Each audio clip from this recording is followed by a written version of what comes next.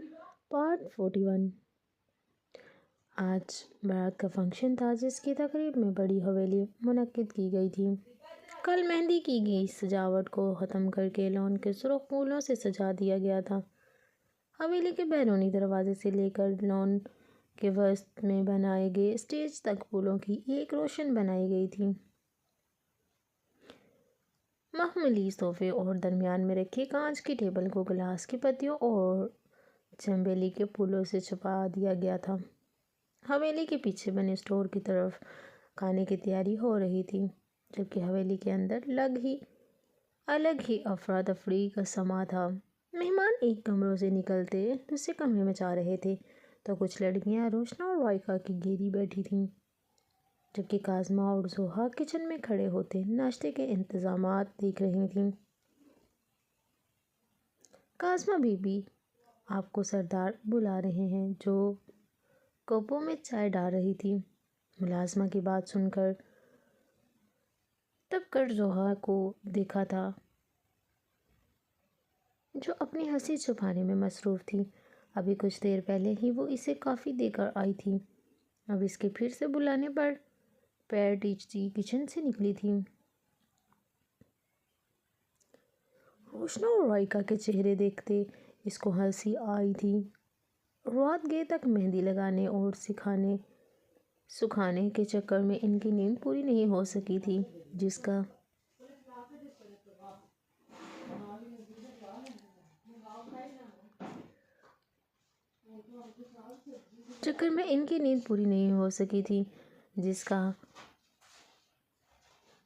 अंदाज़ा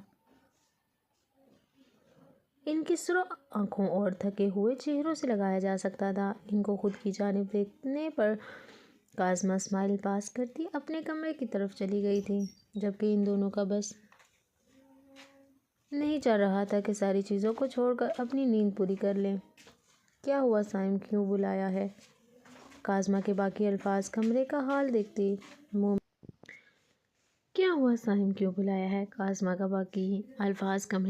देखते मुँह में ही रह गए थे। जहाँ बेडशीट कुशन समेत ज़मीन पर मौजूद थी, अलमारी के आधे से ज़्यादा कपड़े बाहर गिरे हुए थे, जबकि साइम अभी भी अलमारी में घुसा कपड़े बाहर फेंक रहा था। कमरे का ये हाल देखते काज़मा को एक वक्त रोना और गुस्सा दोनों आया था। साइम, क्या हाल किया है आपने कमरे का? मुझे फारिग समझ रखा है क्या, जो मैं आपसे फैला हुआ समेटती रहूँगी? बेडशीट ज़मीन से उठाते रूहान सी आवाज़ में बोली तो साइम चूक कर इसकी तरफ मतवज्जो हुआ था। बिखरा कमरा देखकर एक पल को इसको भी अफसोस हुआ था, लेकिन अपने नादम होने पर मुट्ठी डालता इसका रूह अपनी तरफ मोड़े परेशानी से मुस्तफसर हुआ था। हनी, मैंने तुम्हें एक साड़ी दी थी, वो कहाँ है? इसके चेहरे को हाथों के प्याले में भरते पूछा तो काज़मा की आंखें सदमे से खुल गई थीं। मतलब कमरे का ये हाल इस साड़ी की वजह से हुआ था। जिसके हाथ हटाती अलमारी से वो शॉपिंग बैग मतलब कमरे का ये हाल इस साड़ी की वजह से हुआ था। इसके हाथ हटाती अलमारी से वो शॉपिंग बैग निकाला। शॉपिंग बैग निकाल कर साइम के सामने खड़ी हुई थी। ये आपने मुझे दी थी ना, तो बेहतर था कि मेरे कपड़ों की जगह देखते। इसके हाथ में वो बैग पकड़ाते अपने काम में मसरूफ़ हुई थी, जबकि इसकी नाराज़गी का सोचते इसने होंठ का किनारा दांतों तले दबाया था। ये साड़ी पहनोगी तुम? आज की कमर में हाथ डालते इसकी पुश्त को अपने सीने से लगाते नरमी से कहा तो काज़मा झटके से पलटी। बेयकीनी नज़रों से इसका वजहिया चेहरा देखने लगी थी कि शायद वो मजाक कर रहा हो, लेकिन ढूंढने से भी इसके चेहरे पर मजाक की कोई रमक नहीं मिल रही थी। मैं ये कैसे पहन सकती हूँ? काज़मा ने लबों को तर्क करते इस्तफसारा किया तो साइम ने आईब्रो रेज करते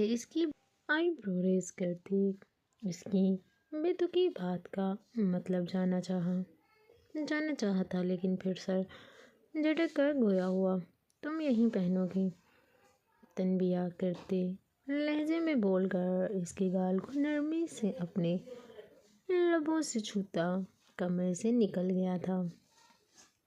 اس کے جاتے ہی قاسمہ نے وہ بیگ صوفے پر پھینکتے کمرے کا حال درست کرنے کا سوچا تھا، جو کسی بازار کا منظر پیش کر رہا تھا۔ جلتے کرتے کپڑوں کو تہہ لگاتے الماری میں رکھا تھا۔ بیڈ شیٹ صحیح سے بجھاتے وہ بیگ لے کر کمرے سے نکلی تھی۔ احتشام سائیں، آپ کہاں گئے تھے؟ احتشام سائیں، آپ کہاں گئے تھے؟ چائے کا کپ ہاتھ میں دیتے زوہا نے استفسار کیا تو احتشام نے پیچھے پڑے بیگ کی طرف اشارہ کیا تھا، جس کو دیکھتے زوہا نے غصے سے اسے دیکھا تھا۔ اب ہمارے ولیمے کے لیے تو تم منع کر چکی ہو، اس لیے یہ سوٹ تم اچھی آج پہن لو۔ احتشام نے اس کی گوری کو نظر انداز کرتے کہا تو زوہا پہلو بدل کر رہ گئی تھی۔ یہ وہی سوٹ تھا جس کا دوپٹہ زوہا نے نکاح کرتے وقت اوڑھا تھا۔ سائیں، یہ بہت بھاری ہے، مجھ سے نہیں پہنا جائے گا، زوہا نے رونی صورت میں بنا کر کہا تو احتشام کندھے اچکاتا چائے پینے لگا تھا۔ زوہا اب کسی اس کو دیکھتی کمرے سے نکل گئی تھی، جبکہ اس کے جانتے ہی احتشام کے لبوں پر زندگی سے بھرپور مسکراہٹ دوڑ گئی تھی۔ چینا دراز ڈارک روم کا دروازہ کھول چینا دروازہ ڈارک روم کا دروازہ دھکیل کر اندر داخل ہوئی۔ کمرے میں اندھیرا دیکھتے ہی اس نے سوئچ بورڈ ٹول کر لائٹ آن کی تو سارے کمرے میں مدھم سی پیلی روشنی پھیل گئی تھی۔ تھوڑی سی قدم آگے چل کر اس کی نظر اشفق اور حیات کے ہاتھوں پر پڑی تو اس نے بے ساخت چڑچڑی لی تھی۔ کرسی کی پشت ان کی کلائیوں کو ایک بار سے وائر کے ساتھ کس کر باندھا تھا۔ مسلسل 3 دن باندھے رہنے کے باعث اب وہ ان کی کلائی میں پیوست ہو گئی تھیں۔ ٹیبل پر پانی کا جگ رکھتے اس نے ایک نظر ان کے وجود کو دیکھا تھا۔ 3 دن سگریٹ کھا کر ان کا وجود نیلا ہو رہا تھا، جبکہ سانسیں بھی مدھم چل رہی تھیں۔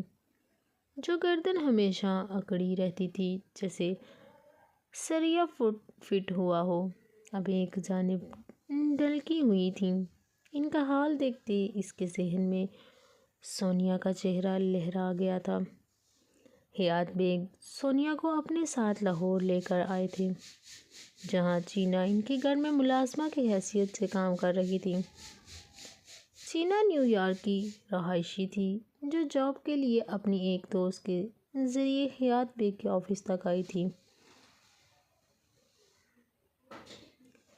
لیکن وہ نہیں جانتی تھی کہ وہ حیات بیگ اور عصمت بلوچ کی یونی کی لڑکیاں ان کے گروہ میں شامل تھیں، جو مجبور لڑکیوں کو ان تک لاتی تھیں اور پھر وہ انہیں بیچ دیتے تھے۔ 5 سال پہلے احتشام جب لاہور اپنے کسی کام سے آیا تھا تو اس کا سامنا حیات بیگ سے ہوا تھا۔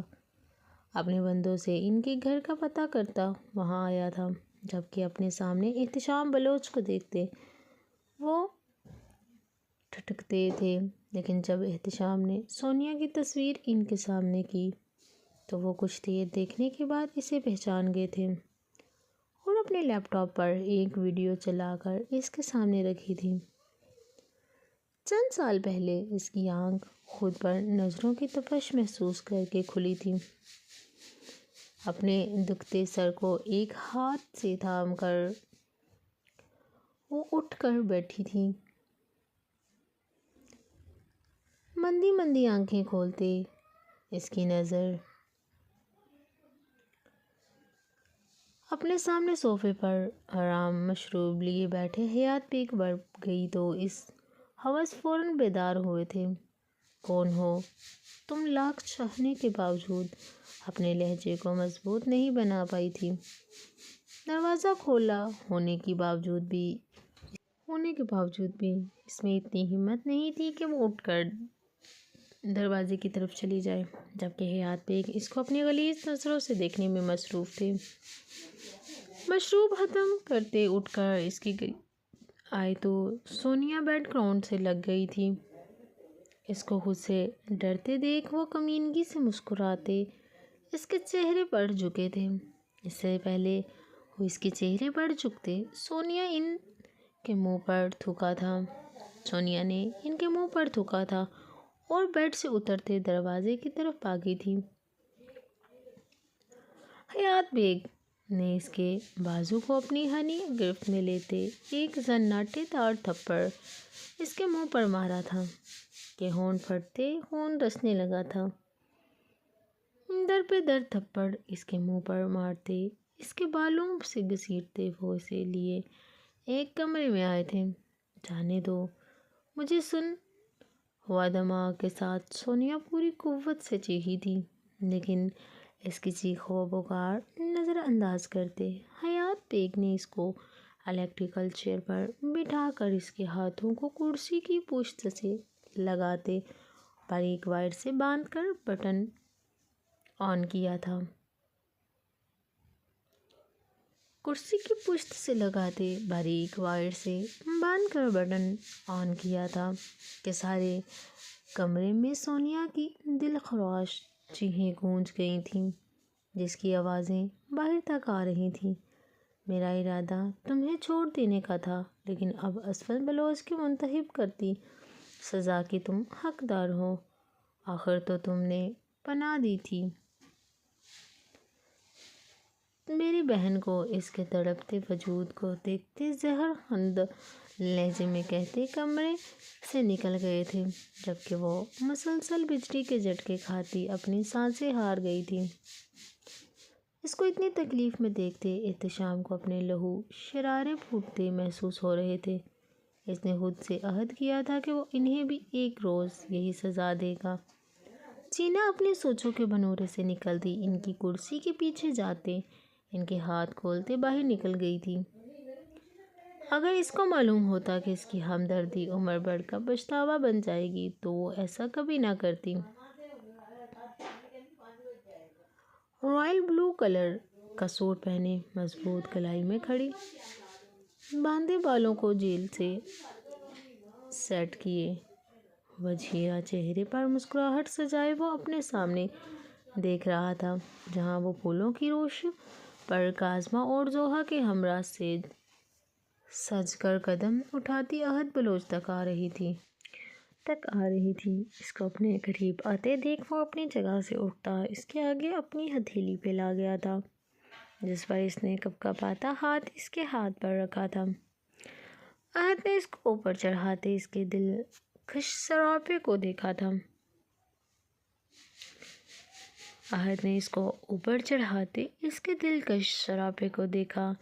تھا۔ ریڈ پلیڈ لہنگا پہنے،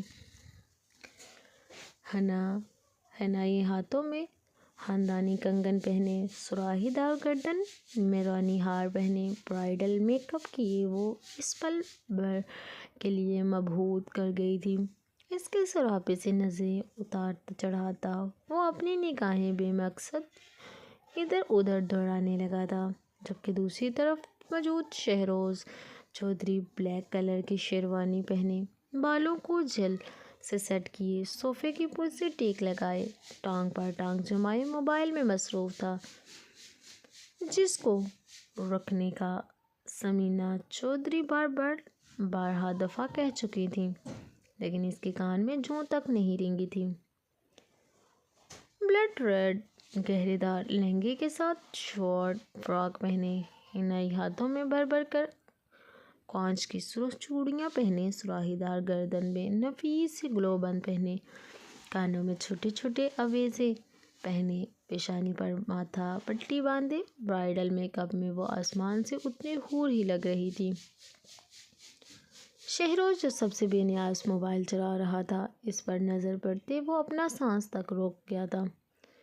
جو سائم کے ہسارے میں اسٹیج تک آ رہی تھی۔ سمینہ چودھری کے کندھے ہلانے پر وہ ہڑبڑا کر ہوش میں آتے اپنی جگہ سے اٹھتا اس کے آگے اپنی چوڑی ہتھیلی پھیلا گیا تھا، جس کو ایک نظر دیکھنے کے بعد روائکا نے اپنا ٹھنڈا ہاتھ اس کے ہاتھ میں رکھ دیا تھا، جس کو اپنی مضبوط گرفت میں لیتے وہ اپنی جگہ پر بیٹھ گیا تھا۔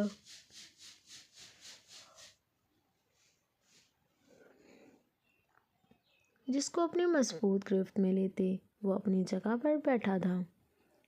چونکہ نکاح پہلے ہی ہو چکا تھا، کچھ دیر ان کی تصاویر اپنی جگہ پر بیٹھا تھا چونکہ نکاح پہلے ہی ہو چکا تھا کچھ دیر ان کی تصاویر بنانے کے بعد کھانا کھلا دیا تھا۔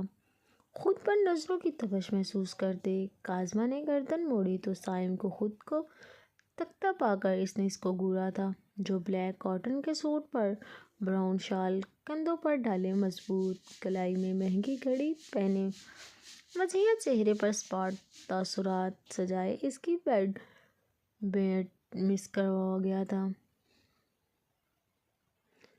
وہ خود بھی بلیک کلر کی ساڑی پہنے ہوئی تھی، جس کی سلوونٹ کی تھی۔ لائٹ سا میک اپ کیے وہ دیکھنے والوں کی ٹھٹکنے پر مجبور کر رہی تھی، جبکہ زوہا نے آف وائٹ کلر کی پیروں کو چھوتی فراک پہن رکھی تھی، جس پر وائٹ سٹون کا کام کیا گیا تھا۔ لائٹ سے میک اپ کیے وہ بھی بہت پیاری لگ رہی تھی، جبکہ اس کو اپنی بات کا مان رکھتے احتشام کے دل میں زوہا کے لیے اور عزت بڑھ گئی تھی۔ احتشام بھی آف وائٹ کاٹن کا سوٹ پہنے، کندھوں پر بلیک شال ڈالے، چہرے پر نرم سی مسکراہٹ سجائے وجیہہ لگ رہا تھا۔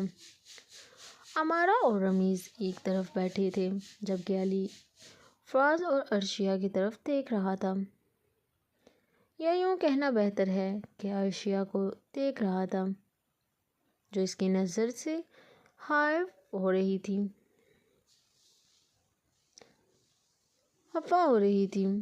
وہ لوگ کچھ دیر پہلے ہی آئے تھے۔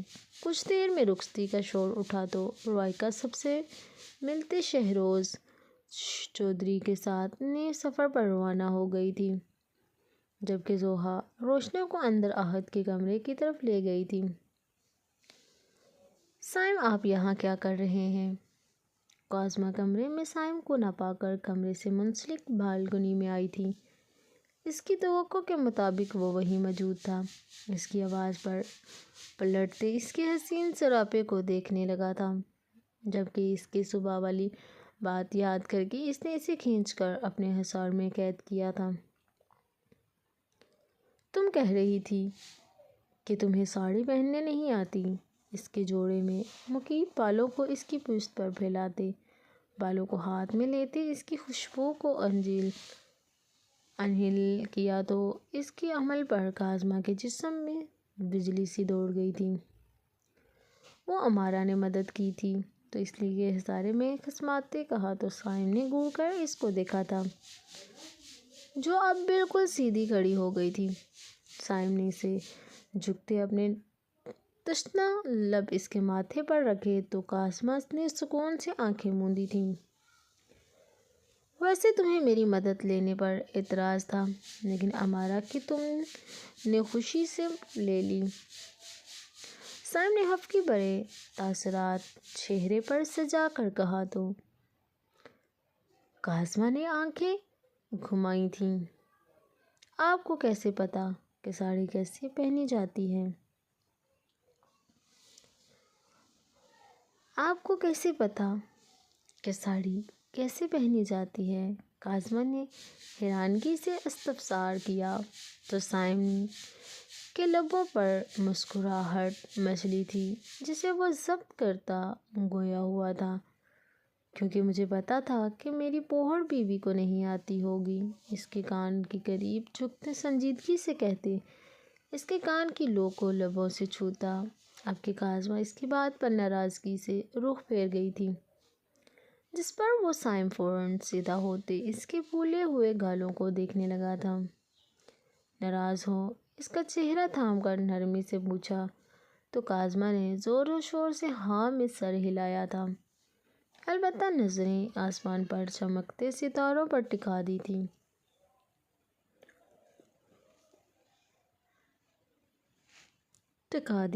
تو پھر تمہاری ناراضگی اپنے طریقے سے ختم کروں گا،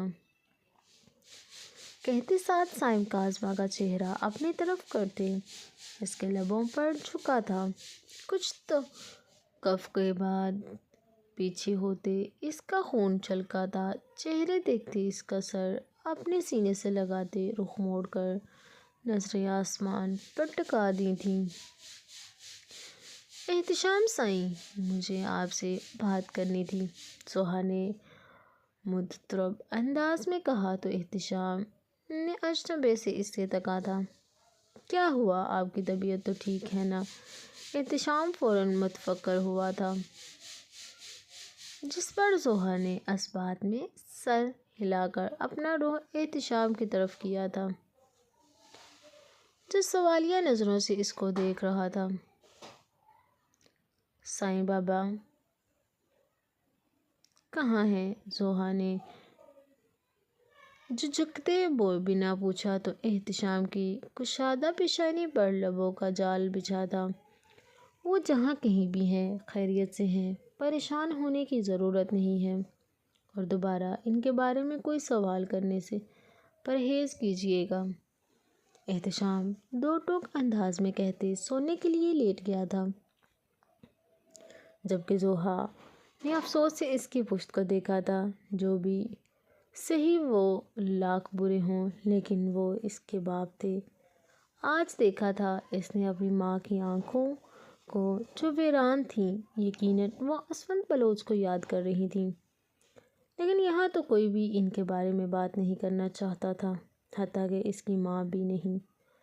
ان کی نظر میں وہ صرف گناہ گار تھے، ان کے شوہر نہیں۔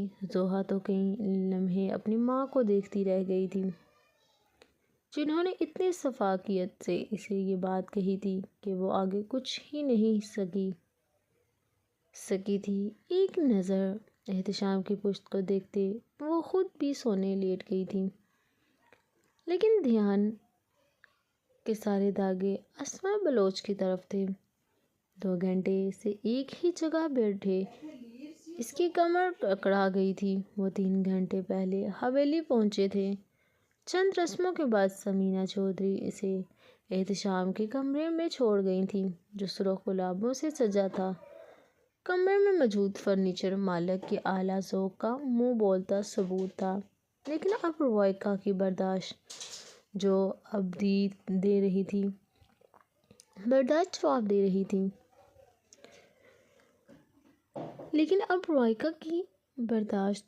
رہی تھی۔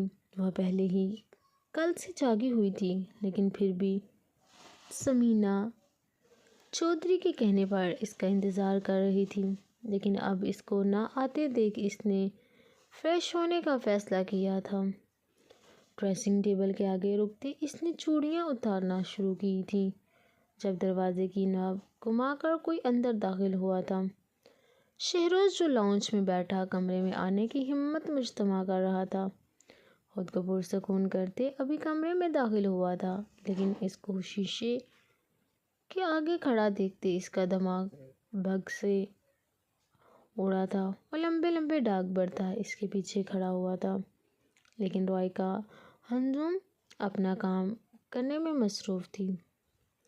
کیا آپ کو کسی نے بتایا نہیں کہ دلہن شوہر کا انتظار کرتی ہے؟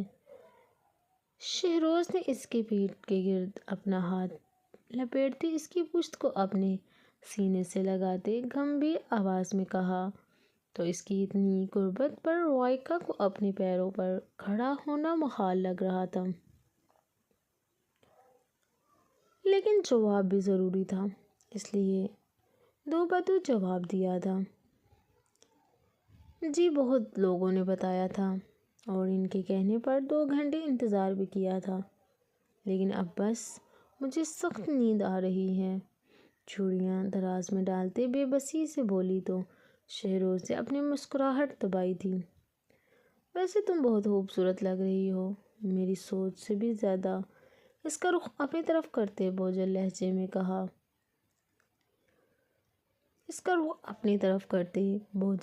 میں کہا تو رائکا نے دھوپ نگلتے اس کو دیکھا تھا، جو بے باک نگاہوں سے اس کا جائزہ لے رہا تھا۔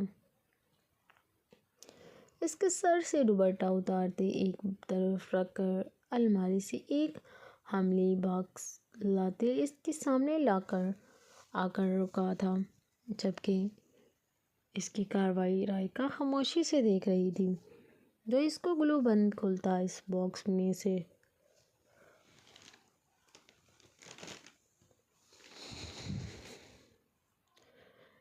ایک لاکٹ نکالتے اس کے گلے میں پہنا گیا تھا، جس میں مسز شہروز لکھا تھا۔ لاکٹ واقعی خوبصورت تھا۔ شکریہ، رائکا نے نرمی سے کہا تو شہروز اس کا چہرہ اپنے ہاتھوں میں بھرتا اس کے لبوں پر جھکا تھا کہ اسی اچانک استعداد پر رائکا گڑبڑا گئی تھی، جبکہ وہ شدت سے اس کی مدھم چلتی سانسوں کو اپنے سینے میں اتار گیا تھا۔ پیچھے ہوتا اس کا لال اقتداری چہرہ دیکھتے اسے باہوں میں اٹھاتا بیڈ کی طرف بڑھا تھا، اس کو نرمی سے تکیے پر منتقل کرتے اس کا گال سہلاتے ہمار آلودہ آواز میں بولا تھا، رائکا تم ہمیشہ مجھے ہر قدم اپنے ساتھ پاؤ گی، پھر چاہے وہ کوئی بھی راستہ کیوں نہ ہو۔ میں پوری کوشش کروں گا تمہیں کبھی اکیلا نہ چھوڑوں۔ مانا ہے زندگی میں جو کچھ بھی ہوتا ہے اللہ کی مرضی سے ہوتا ہے، ہمیں بس تھوڑا سا صبر اور اللہ پر توکل کرنا ہوتا ہے، شہروز نے کہا تو رائکا اس کی باتوں میں الجھ گئی تھی۔ اسے محسوس ہوا تھا جیسے کچھ چھپایا جا رہا ہے۔ اس سے پہلے وہ کہنے کے لیے منہ کھولتی، شہروز اس کے لفظوں کو قید کر گیا تھا۔ مجھے یقین نہیں ہو رہا یہ سچ ہے۔ عہد پھر سے وہی بات دہرائی تو روشنا کا دل چاہا اپنا سر دیوار میں دے مارے، جو پچھلے 15 منٹ سے ایک ہی بات کیے جا رہا ہے۔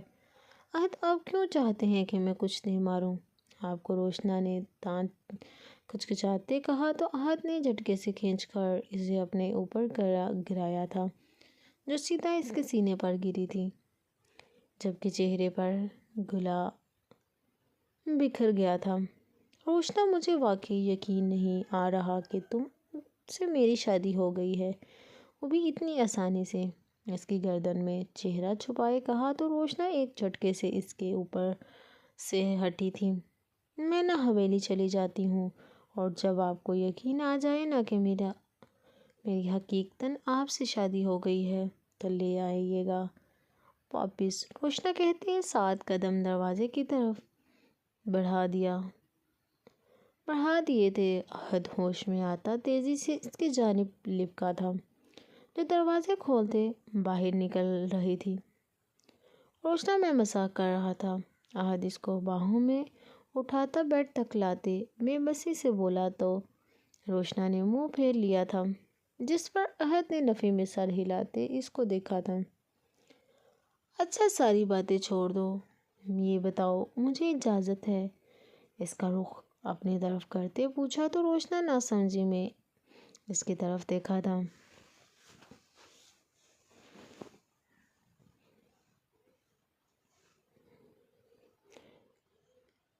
یہ بتاؤ مجھے اجازت ہے؟ اس کا رخ اپنی طرف کرتے پوچھا تو روشنا نے ناسمجھی میں اس کی طرف دیکھا تھا۔ کسی